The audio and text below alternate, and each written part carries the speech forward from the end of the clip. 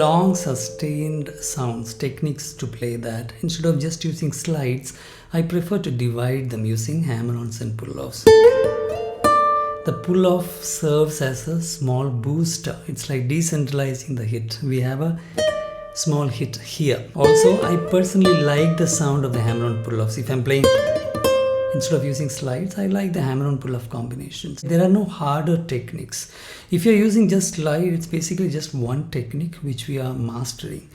In my opinion, it is useful to know how to divide the slide into hammer-ons and pull-offs so that we can use the power of the pull-off, and also stylistically a little bit more sophisticated. We can extend the vowels to play single hit, even without hit.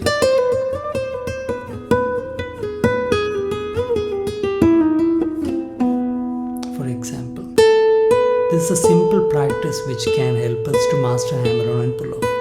See, I'm just doing hammer, making sure the sound is sustaining on the higher fret number. Pull-off, make sure that the lower fret number is sustaining. Don't be in a hurry. Get the sound to sustain. It's like a knack to get it. Thumb is actually staying in between the two fingers and acting like a fulcrum, giving me enough torque. Practice is for stability. You can even practice with this finger. This finger is not the easiest, the little finger for the hammer-on. Main point is making sure that you have the feedback loop. You're making sure the sound is sustaining, not in a hurry. Sound sustaining, not in a hurry. Have a look at Indian guitar first steps. Have a look at the description also if you want to have more lessons. Vanchita Palata Yeki. Single hit the Yeki. Instead of using Yeki, before I showed you,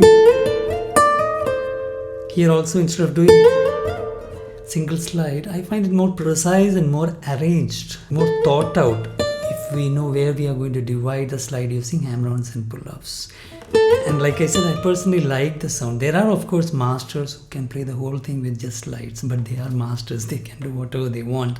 When somebody is beginning or have been playing for some time and want to actually get outcomes, it makes more sense that we know how to arrange the slides in a way that it can be performed, even in an adrenaline situation like going on stage, or in general we are starting to think a little bit instead of just brute forcing it. It's like one of my students, Harsha, said, it's hacking the slide, problem solving mentality, instead of okay, somehow let me get to the end product. Similarly, skipping the strings, where can I play the same note somewhere else, all this will matter. So in this lesson, if you're playing longer slides or if you're planning to play longer slides, how are you going to divide them and arrange the fingers so that you can execute them easier and with precision? In the beginning, of course, getting the hammer-on pull-off may be a little bit difficult, but then that is the basic heuristics, isn't it? In the beginning, if we can put some effort into it, get through the beginning difficulty, then it will serve you lifelong.